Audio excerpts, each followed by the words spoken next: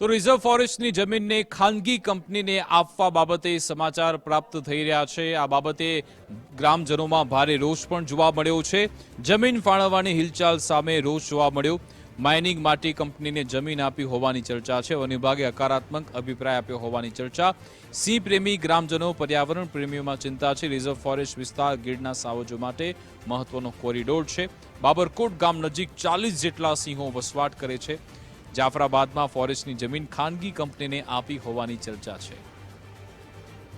ધારી ઓફિસથી one વિભાગના અધિકારીઓ દ્વારા અલ્ટ્રાટેક સિમેન્ટ કંપની તરફે પોઝિટિવ અભિપ્રાયો આપવામાં આવેલ છે। અમારા વિસ્તારમાં સિંહો ખૂબ જ મોટા સંખ્યામાં રહે છે।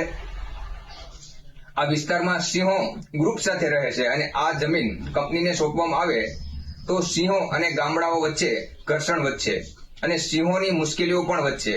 આથી અમારી માન્ય મુખ્યમંત્રી સાહેબને નમ્ર વિનંતી છે કે આ કંપનીને આ જમીન કંપનીને સોંપવામાં ન આવે એવી અમારી માંગ છે। દરિયાઈ વિસ્તારમાં માઇનિંગ થતું હોય ત્યારે દરિયાનું ખારું પાણી જમીનની અંદરથી કૂવામાં જતું હોય છે। એગ્રીકલ્ચર જે ખેડૂતો ખેતી કરતા હોય છે તો એગ્રીકલ્ચરને નુકસાન થશે, ખારો પાટો વધતો જશે અને જે પ્રમાણે રિઝર્વ ફોરેસ્ટ છે કે રિઝર્વ ફોરેસ્ટ એક જાતનું રક્ષણ આપી રહ્યું છે આસપાસના ખેતરોને અને ખેડૂતોને જે ફાયદો થઈ રહ્યો છે તો એ માઇનિંગ કંપની દ્વારા માઇનિંગ કરી નાખવામાં આવવાથી નુકસાન થશે અને ખારો પાટો વધશે।